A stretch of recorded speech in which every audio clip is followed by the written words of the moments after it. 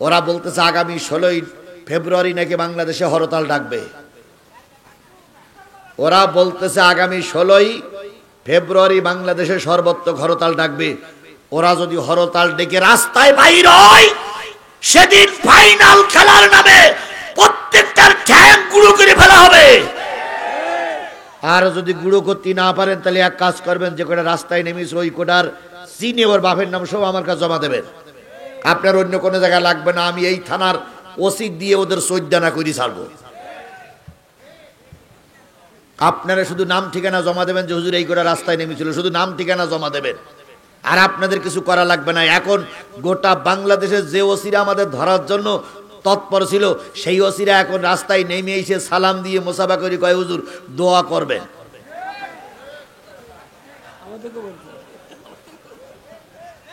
OC সাহেব, SP সাহেব, DC সাহেব এখন হুজুরদের কাছে সালাম দিয়ে দোয়া চায়। কথা বলেন, কথা বলেন, কথা বলেন।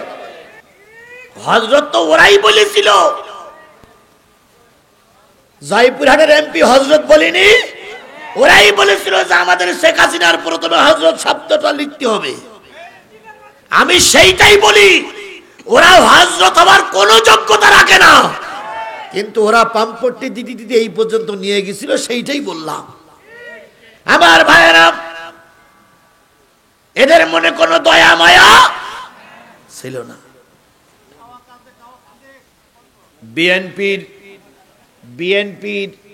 বিএনপির ওই যে একজন নেতা বিদেশে গুম হলো, নাম কি?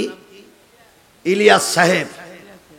ইলিয়াস যখন গুম হলো, ইলিয়াসের স্ত্রীরা যে বলল, ম্যাডাম আপনি আমাদের মা, দয়া করে আমাদের ইলিয়াসকে ফিরাই দেন।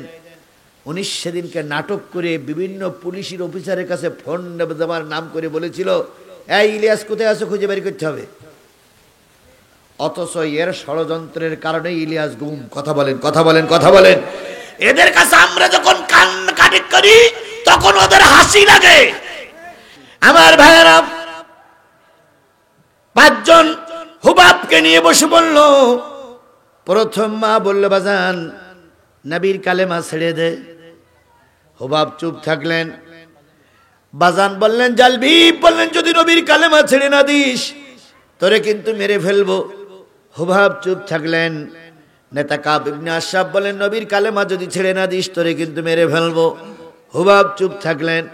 জালবি বুঝালেন, হয় ইবনে আক্তার বুঝালেন। 5 জনের বুঝানোর পরে হুবাব ডাক দিয়ে বলতেছে, আব্বু 2 ঘন্টা আগে বুঝেছিলাম নবী একজন সাধারণ মানুষ, 2 ঘন্টা পরে বুঝলাম এই পৃথিবীর সর্বশ্রেষ্ঠ মানুষ হলো মুহাম্মদ। কি করে বুঝলি? কয়, যদি নবী ভালো না হয় তাহলে কেন তোমরা নবীর বিরুদ্ধে উঠে পড়ে লেগেছ? বাংলাদেশ জামাত ইসলামী আন্দোলন বাংলাদেশ যদি ভালো না হয় তাহলে রামপন্থী বামপন্থীরা কেন তাদের বিরুদ্ধে লেগেছে? আল্লামা সাঈদী যদি বাংলাদেশের ভালো আলেম না হয়, গোটা দেশ সহ বাইরের লোকগুলো কেন তার পিছনে লাগলো? ভারত যখনই আল্লামা সাঈদীর পিছনে লেগেছে তখন আমাদের বুঝে এসেছে আল্লামা সাঈদী একের মানুষ। এবার 5 জন চিন্তা করলে, এভাবে যদি মেরে দেই আমাদের দুর্নাম হবে। এক কাজ করো, রিমান্ডে নাও। কি নাও? রিমান্ড মানে কি বলেন তো? জিজ্ঞাসাবাদ, ইংরেজি শব্দ রিমান্ড। রিমান্ড মানে জিজ্ঞাসাবাদ। বলুন তো, জিজ্ঞাসাবাদে যেই আপনার কাছে ভালোভাবে জিজ্ঞেস করবে, কিন্তু আপনাকে কি ভালোভাবে জিজ্ঞেস করে? জোরে বলেন, জিজ্ঞেস করে। আমার জীবনের রিমান্ডটা আমি বলি। ইফতার করতেছিলাম, তাহলে একটা বুঝি আসবে আপনাদের। ইফতার করাকালীন আমার ছোট একটা মেয়ে, মা ঘরের ভিতরে, আমার স্ত্রী আর একটা আমার শালীর মেয়ে, ছোট 2 জন প্রায় 1 ক্লাসে পড়ে। এই 3 জন নিয়ে আমি বাইরে ইফতার করতেছি। স্ত্রী ইফতারিগুলো দিচ্ছে আর মা ঘরের ভিতরে। হঠাৎ করে দেখি 15-16 জন পুলিশ আমার বাড়ির চারিপাশে ঘিরে ফেলেছে। কেবল বিসমিল্লাহি ওয়া আলা বারাকাতিল্লাহ বলে খেয়েছে, অমনি পুলিশ ঘিরে ফেলেছে। পুলিশ এসেই আমাকে বলতেছে, আপনি কি আজিজুল ইসলাম জিহাদি? জি। আপনি জিহাদি কেন? আপনি কি আফগানিস্তানে জিহাদ করতে গেছেন? আমি বললাম, না ভাই, এমনি আমার নামের টাইটেলে লোক জিহাদি বলে তাই পরিচয়। কয়, ঠিক আছে, ওসি সাহেব আপনাকে ডেকেছে। ওসি সাহেব আমাকে ডেকেছে, ইফতারি যতটুক করা হলো, নামাজ যতটুক পড়া হলো, ওরা যখন আমাকে নিয়ে যাওয়ার মা বাধা দিল, মেয়ে বাধা দিল, স্ত্রী বাধা দিল, কারোর বাধা শুনল না। এরপর আমাকে নিয়ে গেলেন থানায়, এশার আজান পর্যন্ত থানায় রাখলেন। এরপরে বললেন, হুজুর আপনাকে জেলখানা কি বলে জেলায় যেতে হবে, এসপি সাহেব আপনাকে সালাম দিয়েছে। এসপি সাহেব সালাম দেওয়ার কথা বলে বাথরুমের ভিতরে নিয়ে বাথরুম সারালেন, বা পেশাব করার পরে এবার আমার চোখ বেঁধে দিল, হাত কড়া পা বেড়ি পরানো, চোখ বেঁধে দিল। যখনই চোখ বেঁধে দিল তখনই বুঝলাম এই জীবন আমার জীবনের শেষ জীবন, আমার আর বেঁচে এরা থাকতে দেবে না। এরপরে রাস্তায় ঘুরাইতে অনেক রাত্রি আমাকে এসপি সাহেবের অফিসে, ডিবি অফিসে নিয়ে গেলেন। ডিবি অফিসে নেওয়ার পরে কিছু খাওয়া আমাকে দিলেন না, একটু পানি খাইলাম। সারা রাত ধরে আমার জিজ্ঞাসাবাদ চললো। এডিশনাল এসপি আসে, ডিসি আসে, পুলিশের হেড আসে, তারপরে পুলিশ সুপার আসে। সবাই মিলে জিজ্ঞেস করে আপনি কোন দল করেন, আপনার দ্বারা কতটুকু ক্ষতি হয়ে গেছে, কতটুকু উপকার হয়েছে। জিজ্ঞাসাবাদ করতে করতে ওই দিন সারা রাত চলে গেল। রাত 3টার দিকে বললেন, হুজুর যদি তারাবির নামাজ পড়তে চান পড়ে নিতে পারেন, তারাবির নামাজ পড়তে চাইলে পড়ে নিতে পারেন। তারাবির নামাজ পড়ার একটু সুযোগ দিলেন। পরের দিনটা আর কোনো নামাজ পড়তে আমার সুযোগ দেয়নি, পায়খানা করে পানি খরচ করতেও দেয়নি, রোজা রাখার জন্য সরঞ্জাম দিয়ে আমাকে দান করি নাই। এরপর ওইভাবে করতে করতে চতুর্থ রাত্রি আমাকে বাহির করলো, আমাকে গুলি করে মারবে। কোরআন শরীফ সামনে নিয়ে বলতেছি। এরপর আমাদের সাতক্ষীরা জেলার একটা তেল পাম্পের পাশে একটা নিরিবিলি রাস্তা আছে, সেই রাস্তা আমাকে ঢুকালো। আমি অনুমানে বুঝতেছি, কারণ চোখ বান্ধা হাত বান্ধা। এরপরে ওখানে নেমে আমাকে 2 জন নামাই দিয়ে কেবলামুখী করে দিয়ে বলল, হুজুর আপনার শেষ ইচ্ছা কি, আপনি মারার পরে কোথায় আপনার কবর দেবে বলুন। সে সময় প্রায় ক্রস ফায়ারে মারা যাচ্ছে, আমার জীবনের শেষ ইচ্ছা তখন কি জিজ্ঞেস করছে, তখন কি আমার আর ইচ্ছা ছিল যে আমি বেঁচে থাকবো না? আমি মন বলতেছে আজকে আমার জীবনের শেষ। এইবার ওই পুলিশের লোকেরা বলতেছে, হুজুর আপনাকে কোন জায়গায় কবর দেওয়া হবে? আমি বললাম আমার পারিবারিক গোরস্থানে কবর দিয়ে দিয়েন। ওনারা বললেন, হুজুর আপনার ছেলে মেয়ে বিয়ে বাচ্চার সঙ্গে শেষ কথাটুকু কি? আমি তখন চিন্তা করছি, আল্লাহ ওরা আমাকে মেরেই দেবে, বলে আমাকে বাঁচাই রাখবে না। কথাবার্তার শেষ হয়ে গেল। 1-1.5 ঘন্টা ওখানে রেখে দিয়ে লাস্টে কেবলার দিকে ফিরে এবার পিছনে রাইফেলের মাথা ব্যানট অথবা যে কোনো একটা পিছনে ঠেকাইছে। ঠেকাই উপরের লোকের নির্দেশ জিজ্ঞেস করছে, স্যার কল কি টানবো?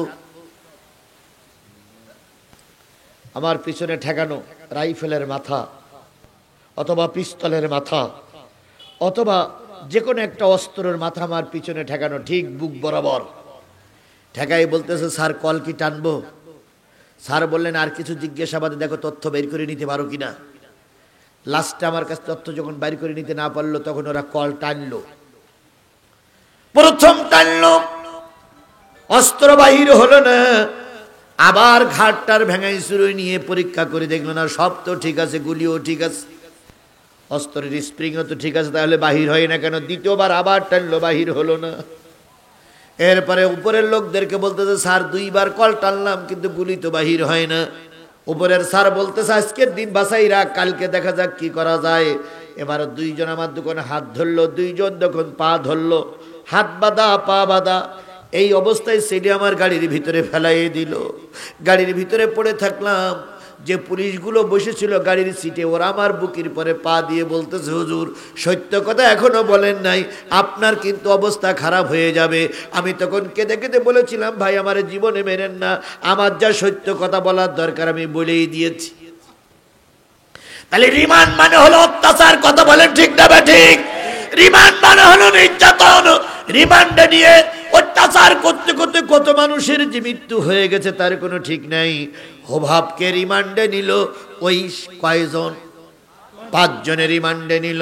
রিমান্ডের অবস্থা শেষ পর্যন্ত বলল, বিরাট একটা গর্ত খোঁড়ো, গর্তের ভিতরে হোভাবকে নামাইয়ে দাও, সকালে একটা রুটি দিবা, 1 পট পানি দিবা, আর সারাদিন কিছু দিবা না, পরের দিন সকালবেলা আর একটা রুটি দিবা আর 1 পট পানি দিবা। এভাবে করতে করতে করতে করতে 1 মাস যখন পার হয়ে গেল, এক মাস পরে হুবাবকে বের করেও না হলো।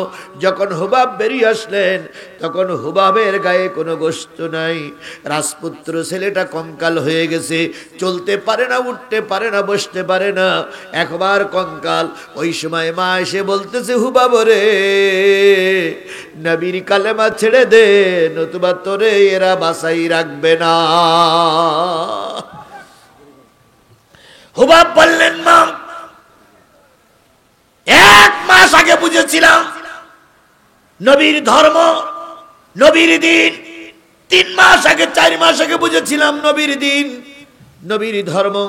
5-35 দিন আগে বুঝেছিলাম নবীর ধর্ম, নবীর দিন হয়তো দুর্বল, কিন্তু এখন 35 দিন পরে বুঝতেছি নবীর ধর্মটাই সঠিক।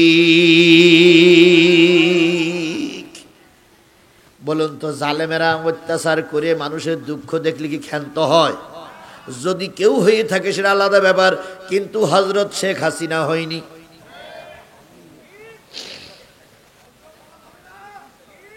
হযরত তো ওরাই বলেছিল,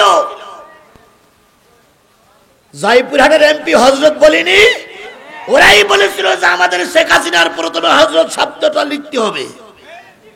আমি সেইটাই বলি, ওরা হযরত হওয়ার কোনো যোগ্যতা রাখে না, কিন্তু ওরা পাম্পট্টি দিদি দিদি এই পর্যন্ত নিয়ে গেছিল, সেইটাই বললাম।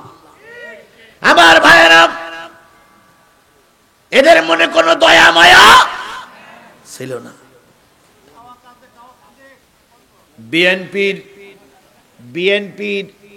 বিএনপির ওই যে একজন নেতা বিদেশে গুম হলো, নাম কি?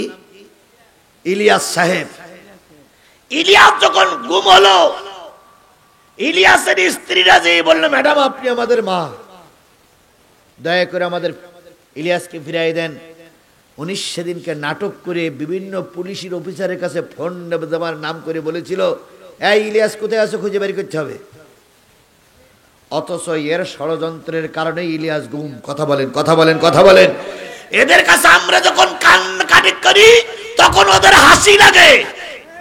আমাদের দেশে, আপনাদের এলাকায় যারা আপনার নামে মামলা দিয়েছে, এদের কাছে যখনই আপনি নরম হয়েছেন তখন ওদের অফিসে যেই বলতো, অমুক লোক বিরাট বিরাট কথা বলতে, আজকে আমার সামনে আসলো, দেখলাম মন টন খারাপ, রাজনীতি করো, রাজনীতি করো, রাজনীতি করো।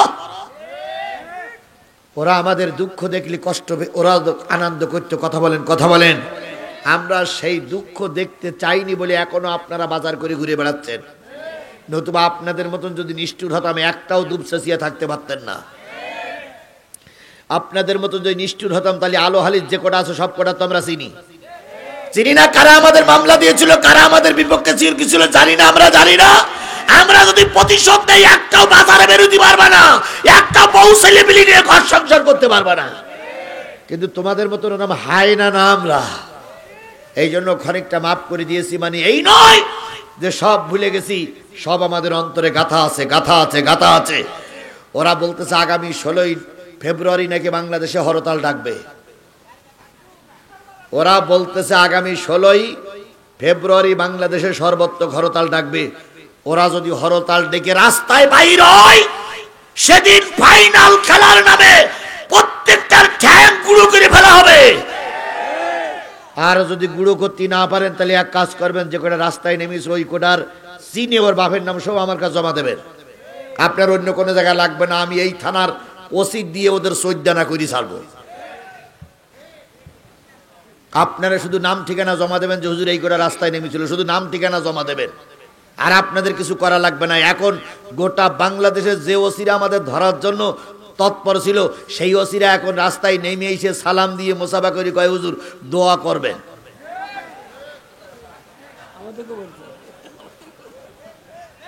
ওসি সাহেব, এসপি সাহেব, ডিসি সাহেব এখন হুজুরদের কাছে সালাম দিয়ে দোয়া চায়। কথা বলেন, কথা বলেন, কথা বলেন।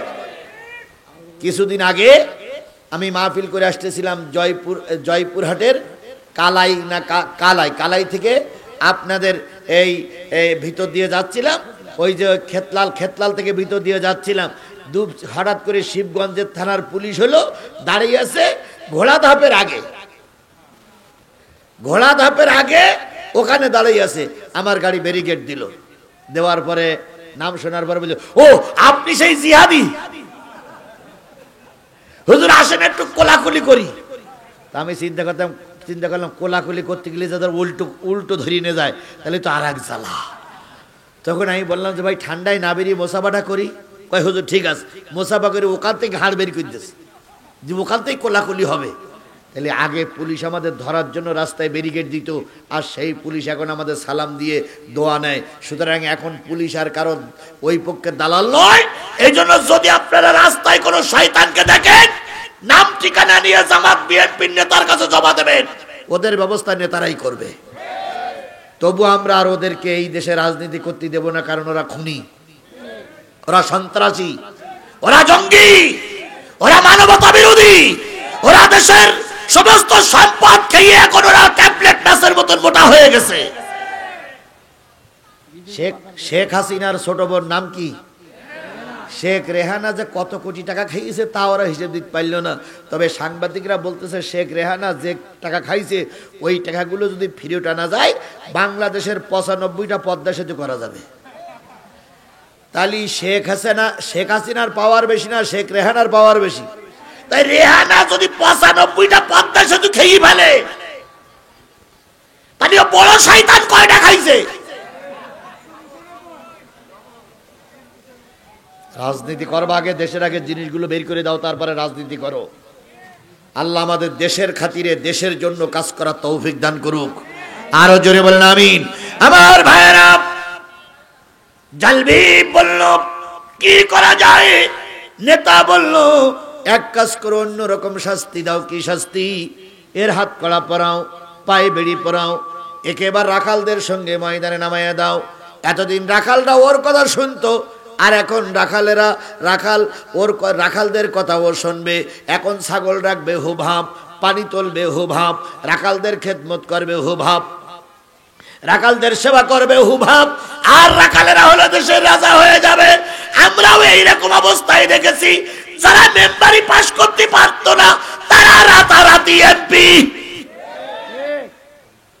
মেম্বারি ভোটে 3বার ফেল করিস, সে রাতারাতি কি হয়ে গেছে? এমপি হয়ে গেছে। মেম্বারি ভোটে পাশ করে জামানত বাতিল হয়েছে, সে রাতারাতি চেয়ারম্যান হয়ে শুধু কলার নাড়া দিতে আমার চেনো চেনো চেনো। মেম্বারের যোগ্যতা নেই, তারা হইছে এমপি। কথা বলে ঠিক না ঠিক? তবে এখন বর্তমান এখন যিনি সরকার প্রধান আছেন, নাম কি?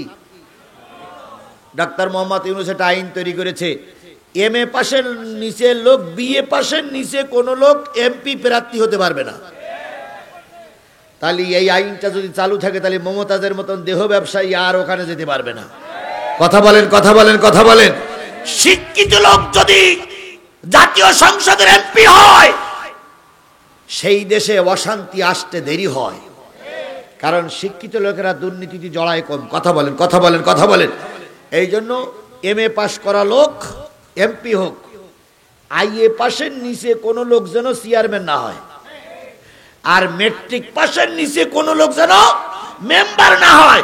তাহলে এই শিক্ষিত লোক যদি জাতির কর্ণধার হয়, সেই সমাজে আর অশান্তি থাকবে না। ইনশাল্লাহ বলেন, ইনশাল্লাহ বলেন। এই জন্য আগামীতে যারা মেট্রিক পাশের নিচে লেখাপড়া জানেন তারা মেম্বার হওয়ার চিন্তা ভাবনা বাদ দেন। যারা IA পাশের নিচে লেখাপড়া জানেন না তারা চেয়ারম্যান হওয়ার নিয়ত বাদ দেন। BA পাস না করলে তাকে এমপি পদে দাঁড় করাতে দেওয়া হবে না। এই নিয়মগুলো আমাদের দেশে চালু হোক, এটা আপনারা কি সবাই চান? আল্লাহ আপনাকে আমাকে কবুল করুক, সকলে মিলে বলুন আমিন। আমার ভাইয়েরা, তাহলে বাতিল পন্থীরা নেতারা কয়জন? আর একলাই হুভাব।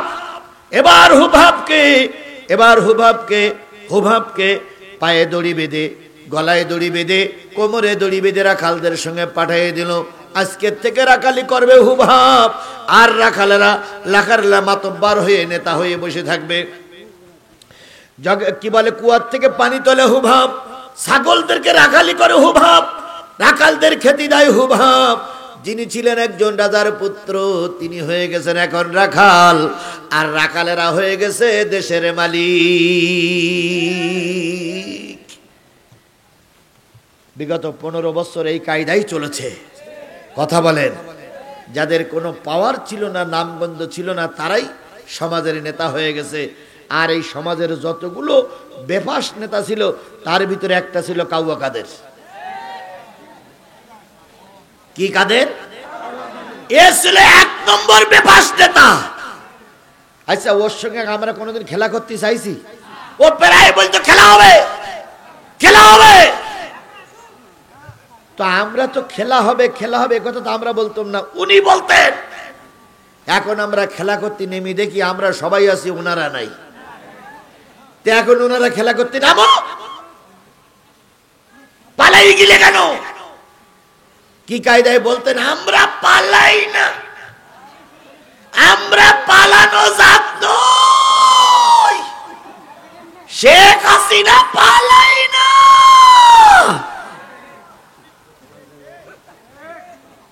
অথচ দেখেন বিএনপি পালাই গিয়েছিল, জাতীয় পার্টি পালাই গিয়েছিল, জামাত ইসলাম পালাই গিয়েছিল, ওনারাই পালাই গেছে। ভালো হয়ে যাও, ভালো হয়ে যাও মাসুদ তুমি, এ কথা কে বলবে আর? পালিয়ে গেছে কাউয়া কাদের, কেউ জানে না খবর তার। ভালো হয়ে যাও। ফখরুল সাহেব আপনার বাসায় কাউয়া কাদের গেছেন, ঠাকুর গায়ের বাসায় আপনি থাকতে তারে দেশনি। তার সাথে যে হিসাব বাকি, হায় হায়, তার সাথে যে হিসাব বাকি আছে কোটি জনতার। পালিয়ে গেছে কাউয়া কাদের, কেউ জানে না, হায় হায়, কেউ জানে না খবর তার। ভালো হয়ে যা।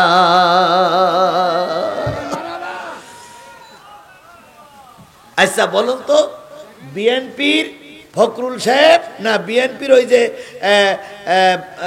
তারেক জিয়া বলতেছে ধৈর্য ধরেন, জামাতের আমির বলতেছে ধৈর্য ধরেন। ওয়াজ করে বাড়ি যাওয়ার সময় দেখতেছেন ওই আম গাছের গোড়ায় ফখরুল কি বলে ওবায়দুল কাদের চুপ করে দাঁড়াই আছে। আচ্ছা, আমরা সবাই ধৈর্য ধরানোর ওয়াজ করলাম, ওবায়দুল কাদেরের দিকে কারা ধৈর্য ধরবেন? হাত তোলেন তো।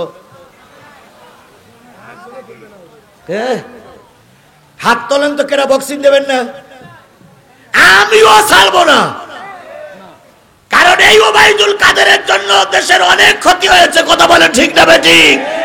সুতরাং এদের ক্ষমা করলে আল্লাহ অসন্তুষ্ট হয়ে যাবে। আজকে রাখালের বাচ্চা রাখালেরা মাতবাড়ি করে আসছে, আর ভালো লোকগুলো জেল খেটেছে। কথা বলেন, কথা বলেন।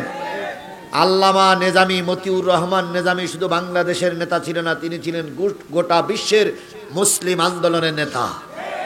সেই লোকটারে ফাঁসিতে ঝুলাইয়াছ তোমরা।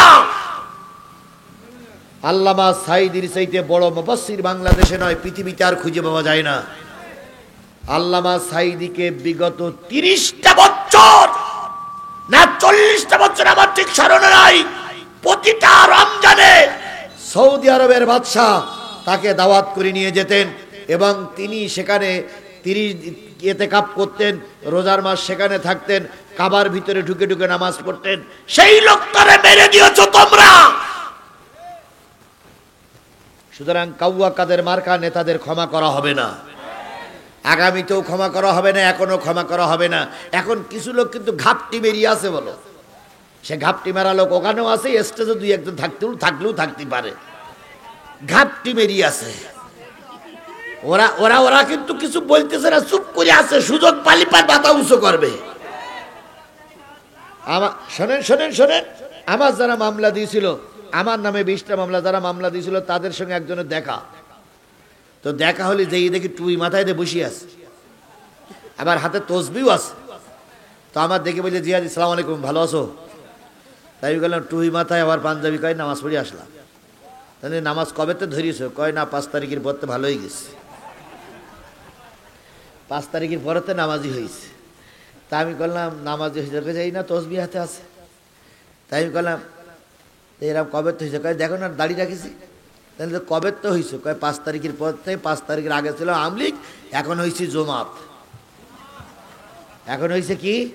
জমাত। জামাত ইসলাম না, জমাত। আমি বললাম তুমি যে জমাত হয়েছে তো তোমার দলের নে লোকেরা কয় কেউ নেক আর না নেক, আমি জমাত।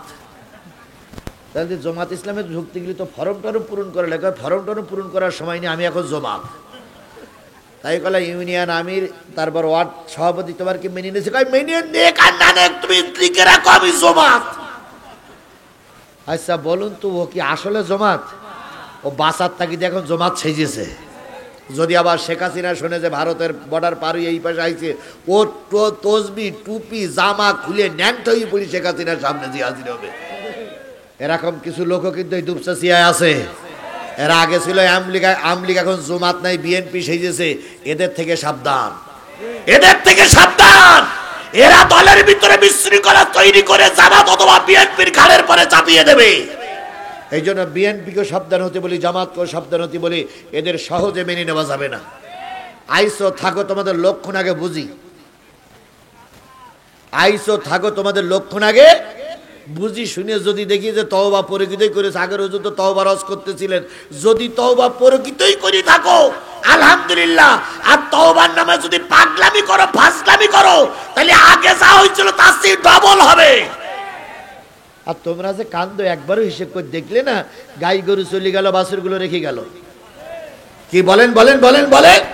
ও তোমাদের কি মা যে মা চলে গেল, একবারও বাচ্চাদের কথা হিসাব করলো না? পৃথিবীতে এমন কোন মা নেই যে বাচ্চাদের বিপদে ফেলে মা কেটে পড়ে, এমন কোন মা আছে? জোরে বলেন আছে? একমাত্র শেখ হাসিনা এক মা। তোমাদেরকে রাজপথে রেখে সে পালিয়ে চলে গেলে একবারও হিসেব করলো না যে আমার সন্তানগুলো রেখে যাচ্ছি, কেনা কত চট থাপ্পড় মারবে।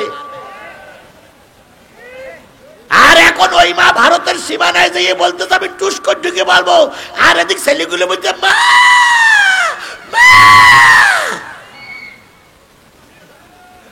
চেল্লা চেল্লি করো না, তোমার মা আর সীমান্ত পারিয়ে এবারে আসবে না। আসবে বিচারের জন্য, বিমানের চাকায় বেঁধে নিয়ে আসবো। বিমানের সিটি বসালে বিমানের সিটির অপমান হবে, এই জন্য বিমানের চাকায় বেঁধে নিয়ে এসে বাংলাদেশের ট্রাইব্যুনালে বিচার হবে। কথা বলেন, কথা বলেন, কথা বলেন। ইতিমধ্যে 90টার ওপরে মামলার আসামি তিনি শেখ হাসিনা। 90টার ওপরের মামলার আসামি, 90টা ওপরের মামলার আসামি সে। সুতরাং আরো মামলা হবে। এই মামলার রায় কার্যকর করার জন্য, রায় শোনানোর জন্য তাকে বিমানের চাকায় বেঁধে নিয়ে আসা হবে। তবে আল্লাহর কসম, রাজনীতি করতে আর বাংলার জনগণ তাকে দেবে না, দেবে না, দেবে না। ওই ফাঁসি তো তার মানে কি এমনি নিয়ে আসবো আমরা? আম গাছে ফাঁসি দেব? আমি আমি আমি এর আগেও যখন ওয়াজ করেছি তখন বলেছি যে আল্লাহ যদি আমাদের বাঁচাই রাখে, ওর বিচার কার্যকর করব। সেদিন আপনারা কিছু কিছু লোক ভয় পাতেন আর বলতেন যে জিহাদি এভাবে বলে, জিহাদি বেরিয়ে যায় কি করে? সবাই জানতো জিহাদি লাইট নিবাই বেরিয়ে যায়, জিহাদি লাইট নিবাই অফ করে চলে যায়, জিহাদি মুখ বেঁধে আসে। সেই দিন একদিন ছিল, এটা আমি অস্বীকার করি না, কিন্তু সেই দিন আর এই দিন একদিন নয়। কথা বলেন ঠিক না ঠিক? এখন আর কারণ পালিয়ে যাওয়া লাগে না, বরং যাদের জন্য আমরা পালিয়ে গেছিলাম তারাই এখন পালিয়ে পালিয়ে বেড়ায়। আল্লাহ যেন এই দিনটা আমাদের ঠিক রাখার তৌফিক দান করেন। আর একটু জোরে বলেন আমিন, আরো জোরে বলেন আমিন, আরো জোরে।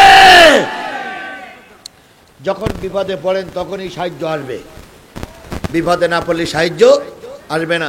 তাহলে হুবাব এখনো কিন্তু কালেমা পড়ি মুসলমান হয়নি, নবীর সঙ্গে সাক্ষাৎ হয়নি। হুবাবের পরে রিমান্ড চলছে, অত্যাচার চলছে।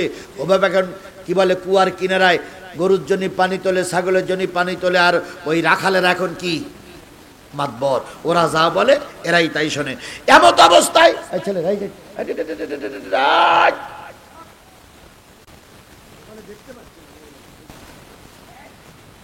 হঠাৎ করে হুবহাব নদীর থেকে, কুয়ার থেকে পানি উঠায়। 1 মাসের 2 মাস 3 মাস 6 মাস হয়ে গেছে, খাওয়া হয় না। এক কাপড়ে চলতেছে, পায়খানা পেশাব করে পানি খরচ করার সময় পায় না।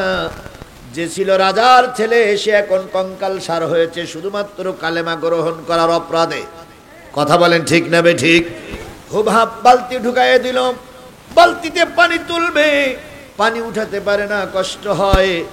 এমন সময় দেখে পিছন দিক থেকে একজন মুরব্বী লোক চলে যাচ্ছে।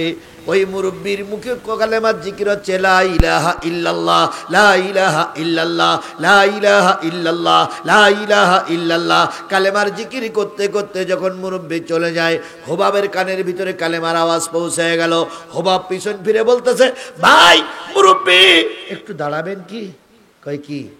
কয় আপনি যে কালেমাটা পড়তেছেন এ কলেমা তো শেষ নবীর নামের কলেমা, তুমি পাইলে কই? মুরব্বী তখন বলতেছে, বাজান আমি নবীর হাতে হাত দিয়ে কালেমা পড়ি মুসলমান হয়ে গেছি। তার মানে নবী মক্কা থেকে হিজরত করে কোথায় ঢুকেছে? মদিনায় ঢুকেছে। আপনি কোথায় দেখেছেন? কয় আবু আবি আনসারীর বাড়ি। তিনি এখন কেমন আছেন? কয় ভালো আছে।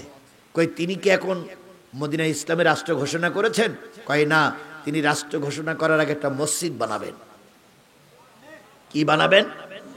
সেই মসজিদ থেকে সমস্ত রাষ্ট্রীয় কার্য পরিচালনা করবেন। এই মসজিদটা তৈরি করার জন্য আমাদের কাছে কিছু টাকা চেয়েছে, চাঁদা চেয়েছে। আমরা সেই টাকা আনার জন্য বাড়ি যাচ্ছি। হুবহাব ডাক দিয়ে বলে, মুরব্বী যদি মুহাম্মাদের সঙ্গে একটু পরিচয় করাই দিতেন। কয় তুমি তো ইহুদিদের বড় সর্দারের ছেলে, তুমি কেন নবীর কালেমা পড়বা? আমি নবীর কালেমা পড়েছি। সুবহানাল্লাহ বলেন। মুরব্বী কিছু লোকেশন দিয়ে বললেন, তোমাকে যদি তোমার সামনে আমার কথা বলতে দেখে তোমার লিডার আমাকে পিটাইয়ে মেরে ফেলবে। মুরব্বী চলে গেলেন। হুবহাব আকাশের দিকে তাকায় কান্দে, মালিক 6 মাস যাবত অত্যাচার সহ্য করতেছে, আমি তোমার কাছে কোনো দাবি করি নাই। এখন যখন শুনলাম আল্লাহ নবী মদিনায় এসেছে, তোমার কুদরতি পায়ে ধরে দোয়া করি, আল্লাহ তোমার নবীর সঙ্গে আমার একটু সাক্ষাৎ করায়া দাও। হাত বাঁধা, পায়ে বেড়ি, কোমরে দড়ি, রাখালেরা মারে। এই অবস্থায় নবীর সঙ্গে হুবহাবের কিভাবে সাক্ষাৎ হয়? হলো, আমি এখনই শেষের দিকে যাব। তার আগে আয়াত পড়েছিলাম কয়টা? একটা আয়াতের আলোচনা এখনো করলাম, 2 নম্বর আয়াতে চলে যাচ্ছি। ইন্নামা ওয়ালিয়ুকুমুল্লাহ ওয়া রাসূলুহু ওয়াল্লাযীনা আমানু। এতক্ষণ যারা ওয়াজ শুনলেন, নারীরাও শুনবেন, পুরুষেরাও শুনবেন। এতক্ষণ শোনালাম ওয়াজ, এবার হবে আমাদের জন্য শিক্ষা। আমাদের জন্য শিক্ষা নেই, শুধু কি ওয়াজ শুনে বাড়ি যাব আমরা? আল্লাহ রাব্বুল আলামিন বললেন, দীর্ঘ 2 ঘন্টা যাবত জিহাদি ওয়াজ করলো। ওয়াজের শেষ সারমর্ম হলো, নিশ্চয়ই তোমাদের অভিভাবক হবে আল্লাহ। আল্লাহ বলতেছে, তোমাদের অভিভাবক কে? আমাদের সবার অভিভাবক কে? বিএনপি, জামাত, জাতীয় পার্টি, আওয়ামী লীগের নেতা কর্মীরাও যদি থেকে থাকেন, আপনি যদি ইমানদার হন, আপনার অভিভাবক কে? আপনার প্রভু কে? ওয়া রাসূলুহু। তোমাদের নেতা মুজিবার নয়, তোমাদের নেতা জিয়া নয়, তোমাদের নেতা মতিউর রহমান নিজামী নয়, তোমাদের নেতা সাইদি নয়, তোমাদের নেতার নাম হলো মুহাম্মাদুর রাসূলুল্লাহ। তাহলে আল্লাহ আমার রব, নেতার নাম কি? মুহাম্মদ রাসূলুল্লাহ সাল্লাল্লাহু আলাইহি সাল্লাম। ওয়াল্লাযীনা আমানু। তুমি যাদের সঙ্গে উঠা বসা করবা তারা অবশ্যই ঈমানদার হওয়া লাগবে। তুমি আল্লাহর দলের লোক, তোমার সঙ্গী সাথীরা হবে কি? ঈমানদার। সঙ্গী সাথীরা হবে কি? তাহলে আল্লাহ আমার কি? রব। মুহাম্মদ সাল্লাল্লাহু আলাইহি সাল্লাম আমার কি? নেতা। আমাদের সাথী যারা তারা কি? ঈমানদার। আমাদের সাথী যারা তারা কি? ঈমানদার। আল্লাযীনা ইউকিমুনাস সালাত। যারা 5 ওয়াক্ত নামাজ পড়ে, তুমি তাদের সঙ্গে ওঠা বসা করবা। কার নির্দেশ? আরো জোরে বলেন, কার নির্দেশ? ওয়ায়ুতুনাজ যাকাত। যারা যাকাত দেয় তাদের সঙ্গেই তুমি থাকবা। অহম রাকিউন। আর তুমি যদি আল্লাহ এবং রাসূলের দলে থাকো, তুমি অবশ্যই নম্র এবং বিনয়ী। তাহলে এবার খেয়াল করুন, এই এখনো চেয়ার এ বাবা, আর 5 মিনিট সময় আমার দেবা না? ও চেয়ার এখন রাখো, যা হয়েছে এই পর্যন্ত হোক। মা বোনেরা যদি আপনারা দেখতে না পান, এই পর্যন্ত ওরা চেষ্টা কম করি না, আর হচ্ছে না, আমার মোনাজাতে বিঘ্ন ঘটাইয়েন না। তোমরা বাবা রাখো, তোমাদের আর দরকার নেই, যা করিস ওই পর্যন্তই থাক। আমার ভাইয়েরা, তাহলে আপনি আল্লাহ দলের লোক, আপনাকে 5টা গুণ অর্জন করা লাগবে। কয়টা? সবাই মিলে বলেন কয়টা? আরো জোরে বলেন কয়টা? 1 নম্বর, আপনার রবের নাম কি? 2 নম্বর আপনার নেতার নাম কি? 3 নম্বর আপনার সাথী যারা হবে তারা কি দার? ইমানদার। সাথী যারা হবে তারা কি? ইমানদার। আপনি যাদের সঙ্গে ওঠা বসা করবেন তারা কি? নামাজি। তারা কি? নামাজি। তারা কি? নামাজি। আর আপনি যাদের সঙ্গে ওঠা বসা করবেন তারা রুকুকারী, সেজদাকারী, নম্র এবং বিনয়ী। এই 5টা গুণ যার ভিতরে আছে সেই লোকটা হলো আপনার বন্ধু, সেই লোকটা আপনার কি? এবার আগামীতে রাজনীতি করতে গেলে বিএনপির সঙ্গে থাকবেন কি থাকবেন না আমি জানি না, কিন্তু আল্লাহর নির্দেশ বিএনপির নেতা কর্মীর ভিতরে এই 5টা গুণ যদি থাকে ওই বিএনপির নেতা কর্মীরা আপনার বন্ধু। এই 5টা গুণ যদি আওয়ামী লীগের নেতা কর্মীর ভিতরে থাকে তাহলে আওয়ামী লীগের নেতা কর্মী আপনার বন্ধু। এই 5টা গুণ যদি ইসলামী আন্দোলন বাংলাদেশের ভিতরে থাকে তাহলে ওই ইসলামী আন্দোলনের নেতা কর্মীরা হবে আপনার বন্ধু। আর এই 5টা গুণ যদি বাংলাদেশ জামাত ইসলামের ভিতরে থাকে অবশ্যই আপনার বন্ধু হবে জামাত ইসলামের নেতা কর্মী।